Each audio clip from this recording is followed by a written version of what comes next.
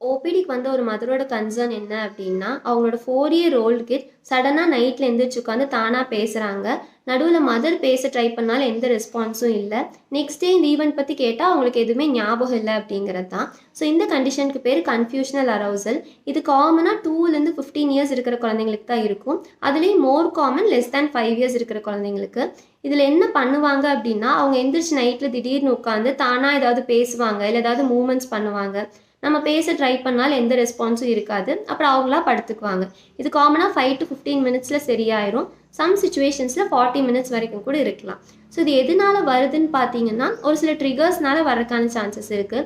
நீங்கள் அவங்கள குலுக்கி சடனாக எழுப்புறதுனாலையோ, இல்லை லவுடாக ஒரு நாய்ஸ் வருது, பிரைட் லைட் வருது, இல்லை அவங்க யூரின் பாஸ் பண்ணணும்னு நினைக்கிறாங்க, இந்த மாதிரி சுச்சுவேஷன்ஸில் வரக்கான சான்ஸ் இருக்குது. ஸோ இப்படி அவங்க பண்ணும்போது நீங்கள் என்ன பண்ணணும் அப்படின்னா, அவங்கள போட்டு குலுக்கி என்னாச்சு அப்படின்லாம் கேட்காதீங்க.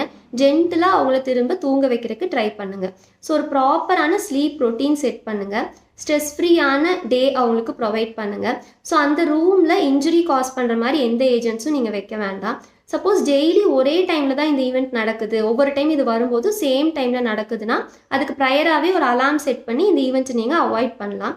ஸோ இதெல்லாம் ஃபாலோ பண்ணியுமே எந்த ரிசல்ட்டும் இல்லை அப்படின்னா, கண்டிப்பாக ஒரு ஸ்லீப் கன்சல்டண்ட்டை கன்சல்ட் பண்ணுங்கள். தேங்க்யூ.